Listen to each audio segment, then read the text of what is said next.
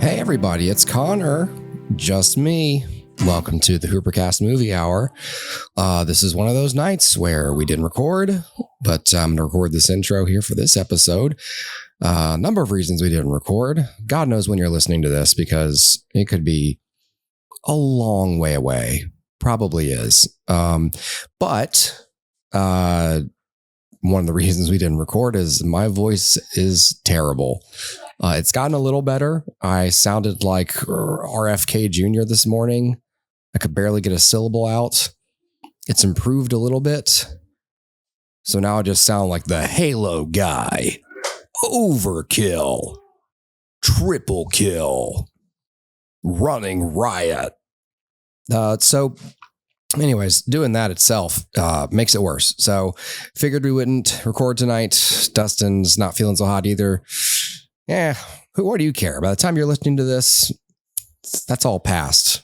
Long past. Or we're both dead. Or one of us is dead. Probably me. Or Dustin. I don't know. Which one of us would die first? Which one of us is most likely to die in the next 3 months? Ooh, leave a comment below if you want to wager which one of us is more likely to be dead by the time this episode comes out. Thank God for the auto cue scheduled releases. Am I right? Where else could you get this kind of exciting transgressive content? Speaking of transgressive, this is the Conan O'Brien Must Go episode. We recorded this eons ago with Kellen, and it's, you know, by the time that since recording, this show has actually won an Emmy this year for outstanding hosted nonfiction series or special. I don't even know what it was up against. It sounds like such a specific category, but hey, it won it. And we're talking about why we like it. So if you're curious, or if you just if you already love the show and you want to hear three dudes talk about it also, because you don't have friends, we'll be your friend for a price. A steep price.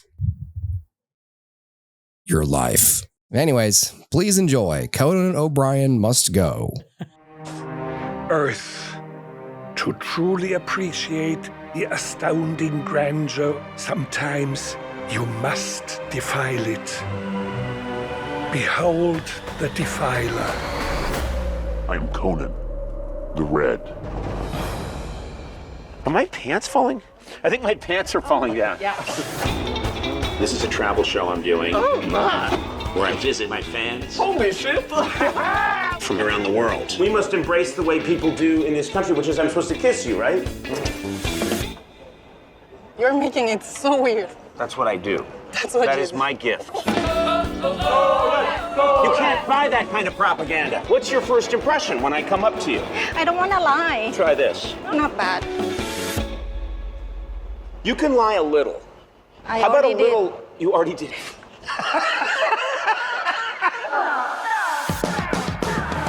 Is this how people dress in Norway? No. One no is fine. What's caught me up? I paid for this privilege. No one has survived these legs. Is the name Conan more popular in Ireland since my great fame? You're the only Conan I know. Tango flows through the blood of the Argentine people. Tango. It's pronounced tango. Last tango in Paris. Last tango in Paris. Or more accurately, last tango in Paris.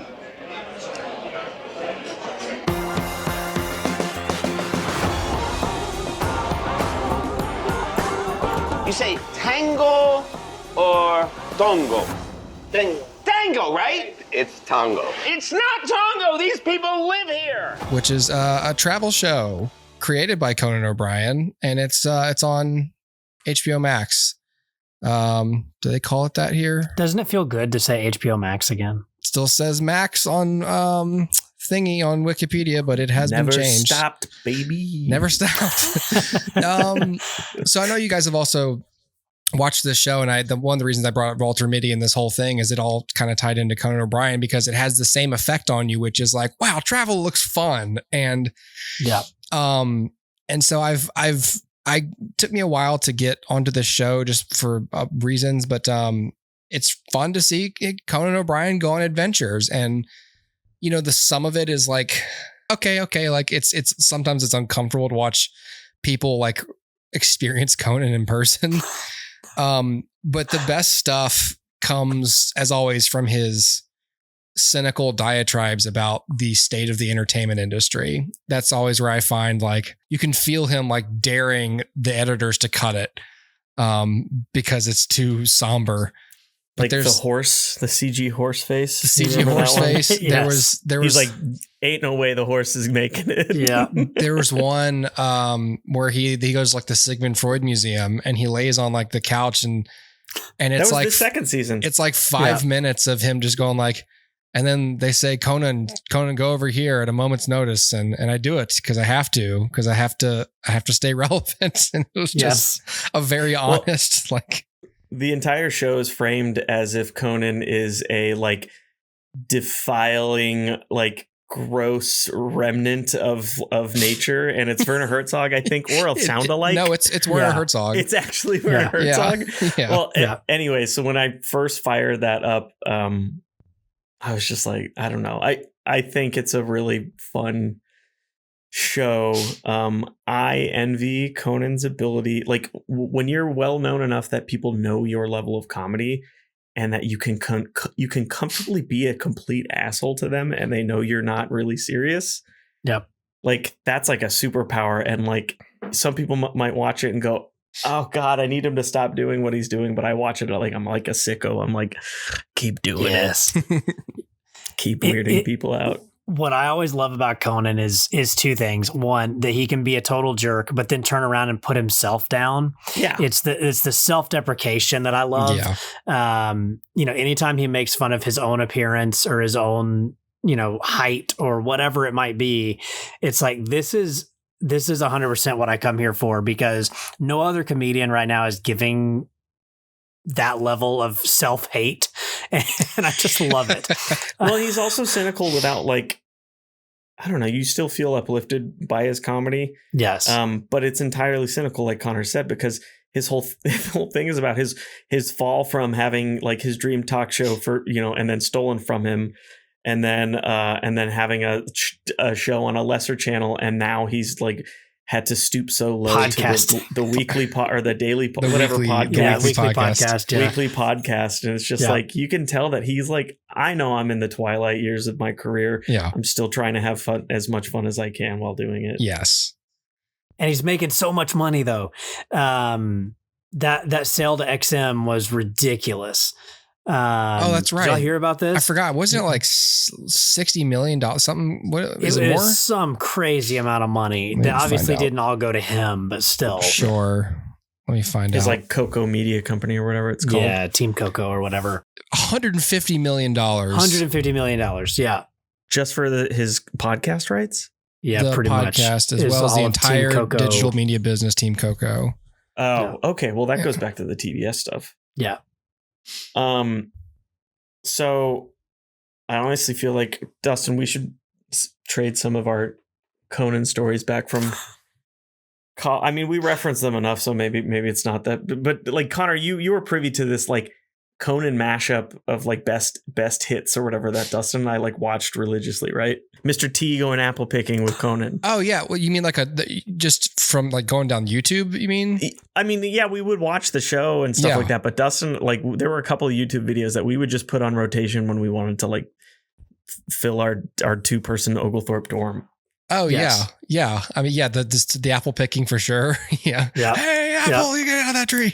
One of the ones that started cropping back up in social media lately was the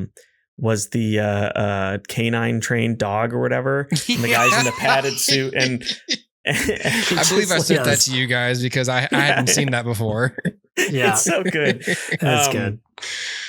But yeah, like Conan has meant a lot to me. Like I don't have any feelings for any like late night host ever. Like I didn't like Leno. I didn't like Letterman. I didn't like, definitely don't like Fallon or anything like that. But like Conan just seemed like, I was like, yes, this is what a variety show host is and should be. And it like, he's the one who always made sense. And so I've appreciated it. I think for some reason, Hooper, I feel like we talked about this recently. Like, I guess my dad's generation had Letterman, and that was just like he was our guy, whatever. And like, or Carson or whatever. Like, but for me, like, Conan was always the guy. He was the one that seemed the youngest, the hippest. He's funny. That was He's funny in a way that the rest of them aren't. Yeah, he was always edgy and like was never like none of the other hosts ever would have given somebody else the spotlight the way that Conan did with like like he gave Robert Smigel the spotlight with Triumph the Insult Comic Dog, like all of this stuff that spawned out of his show. And like Amy Poehler got her start on his show. Yep. John Krasinski, like the list goes on of like all these people that came out of his show because he was willing to give spotlight to people and give opportunity to people in a way that like nobody else seemed to do. And it was just because he just seemed like a dude who, I don't know, wanted to be funny, but also wanted to give opportunity to people to be funny. Like he likes to laugh as much as he likes to make people laugh. And a lot of times, like the best interviews that Conan gives are the ones with comedians that they just crack him up. And he's like hardly even doing anything. He's just letting them riff. And he's just laughing. And it's like a genuine laugh, not a forced laugh. It's like you can always tell a Conan laugh because like his hair will flop. If his hair flops, then you got him. And like it's so I don't know, like none of the other hosts do that. None of the other hosts did remotes. None of the other hosts would go like interact with people or take their interns to Taco Bell like he would do. Like it was always just a playfulness about Conan that nobody else had. So when I heard about this, like it took me forever to actually sit down and watch it. When I heard about it, I was like, oh, this is brilliant because his remotes were always the best part. It was him with Mr. T out apple picking, or it was, him, whatever. Like I bought a car for Sona Mofsefsian and like, he goes out with her and like, here's your new car. And it's like this big piece of crap. And like, that's the best, those are the best things he did. And so this is just that on steroids, or, the pièce de resistance is all of his stuff with Schlansky. The Jordan Schlansky stuff is well, and it's also so like good. it's turned itself inward. Like if the Coco stuff all has such a following that it's now fan centric. Yeah. Which is a different vibe. Like some celebrities joined him in certain places, like Javier Bardem. I used to watch a lot of travel stuff, like travel content. I love Rick Steves and stuff like that. So when you've consumed a lot of that, it's really funny to watch something that like poses as a travel show and then like does very little bit of like the sightseeing, and then like he's in a snow globe museum for like just making fun of the guy, making fun of how lame they are. And it's like, and how he's like the guy who started is like, or her dad is like dead, and he's like, is that him watching us from the rafters? And I'm like, this is so not a travel show, but it's better for it. I appreciate constant references to the budget and like, and streaming dollars and how diminished it is. I liked him going to, I think it was Ireland, and meeting the other Conan O'Brien. I mean, I wish there were more. I mean, I understand why there can't be, because it must be, pretty expensive to produce in a way, but like, I was kind of bummed that like the second season was only like 3 episodes or whatever. They must put them out quickly, because I think in one of those episodes he mentions hosting the Oscars, and I'm like, okay, so either he performed it as if he had already done it, knowing that it would come out after he had done it, or it truly was like filmed after the Oscars and released 2 months later. A month later after it was filmed. It's crazy. I think to enjoy the show, I mean, you need to like Conan O'Brien. If you've never liked his comedy style, then this ain't for you. Well, neither is friendship or anything nice in life, really. If you don't like Conan O'Brien, like just fucking get out of here. Just go. But yeah, I mean, like it hinges on his likability, but I mean, most people I know like Conan O'Brien, and there's no like, it won't ruin it for you if you've seen like actual travel shows, like anything with Anthony Bourdain or like Rick Steves or anything like that. It just sort of provides a familiar structure, and then Conan's gonna eat the food, but he's gonna mostly spend some time and somebody's apartment, and tell jokes. It's effectively a mockumentary, but one that doesn't fake the actual traveling. Right. Yeah. It's in a very small genre of things. And another thing that I would suggest if you guys haven't seen it is any of the Kunk, Philomena Kunk stuff. Yeah. I've only seen very, very different. That's spoofing history documentaries. Yes. But if you have absorbed enough of the conventions of a documentary style filmmaking kind of thing, and then watch somebody riffing on it, it's a lot of fun. To be honest with you, it seems like something filmed in the conveniences of his travel for just other things he's doing. Yeah. Which is the ideal thing, is just hey, how many do you think you can do? And it's we can do 3, but I've got other shit going on. Yeah. But next year I'll do 8. How much content can we make from a relatively small investment? Yep. Right. Dustin, I cut you off earlier, and I did want you to lead the Schlansky conversation, because I straight up don't remember too many interactions with this guy. What is their history? What is their relationship? Are they writing partners? He's a producer, I think. Schlansky, as he puts it, does various tasks on Conan's show. I hate him so much. And I wonder if he's as insufferable as a person, as he's pretending to be. So back in the day of the late night show and Tonight Show and all that, Schlansky was played super straight. And all of the interactions that they had, it would be, they go out to they go out to an Italian dinner, or they go out to Skywalker Ranch, right? They did all kinds of different remotes with him, and he's always just super insufferable, and Conan hates him and mimes murdering him, and he just stands there deadpan while he's being throat slit or whatever by Conan. And so I think there is a level in which Jordan Schlansky is totally real, that person, it's his real name, we know that, that he's absolutely as insufferable as Conan thought he was. I think now he's playing it up a little more. Yeah. So you go back and watch those older ones, you do see he never breaks. He's always in it. And now he'll break. Now he'll laugh at his own jokes and at Conan laughing at him. And so there seems to be more playfulness there, but Conan still plays it the same. He still plays it with disdain. So Conan was always asked, is Schlansky the real deal? Is what we see what he is? And he always said yes. I've always thought it is true, but seeing him now, I think there's a level of there's self-awareness acting. For sure. Yeah, there's self-awareness. And I think now if nothing else, he's aware of, when I say this, I know how they're going to cut this and make this sound. Yeah. And then it makes him laugh at himself. Mm-hmm. But it could also be that it is all, played up for the camera. Okay, but either way, it's funny. It doesn't really change the humor of it for me. But I do think at least there is a baseline level where he is what he appears to be. Okay, but answer the question for me. What is his actual role? What does he do?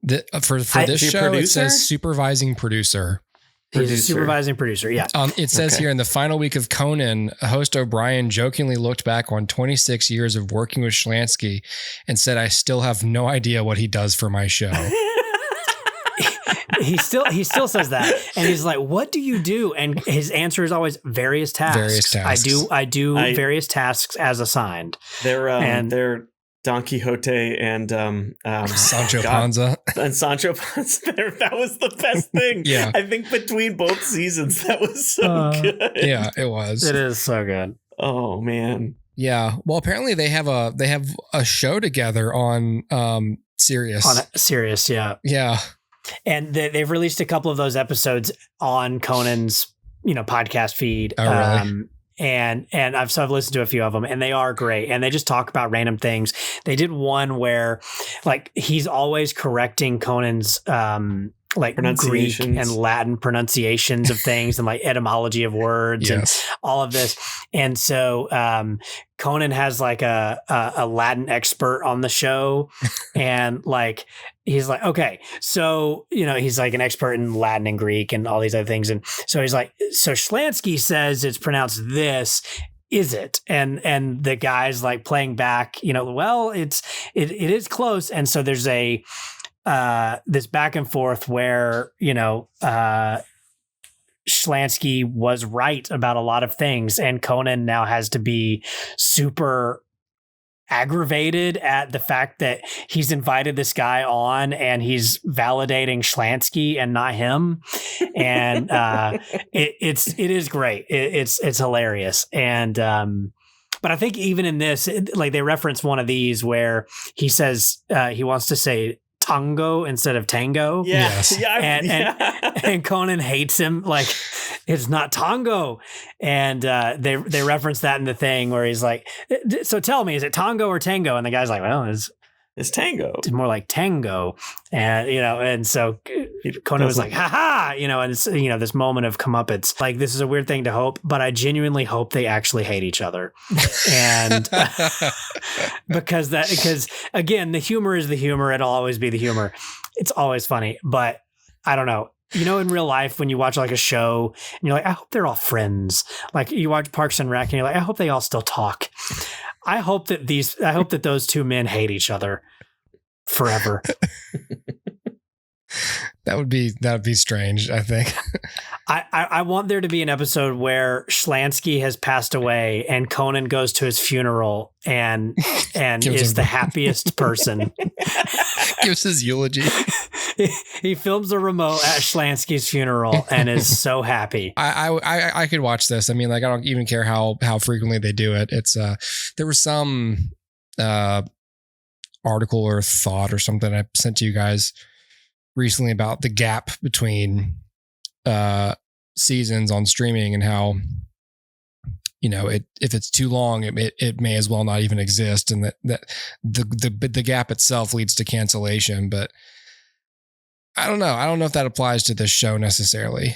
I mean, they shouldn't go like 5 years between making stuff, but I mean, like, I'm guessing we're not going to get any more of these until next year, right? So, well, yeah, if it's like a once a year kind of thing, that seems like that would be better standard. Yeah. When did the last season come out? Because I felt like this came out relatively quickly. It did. Let me see. Season 1 was in 2024, and that was in April. Yeah. So I guess every spring, basically. Every year. I'm fine with that release schedule. And the thing that saves it and makes it different from what you were referencing is those items, like those shows, are serialized and require you to remember something from 4 years ago. Exactly. Yeah. This doesn't matter. Like, who cares? Yeah. Just put on any random episode and watch it. You'll laugh, and that's all you need. Exactly. Yeah.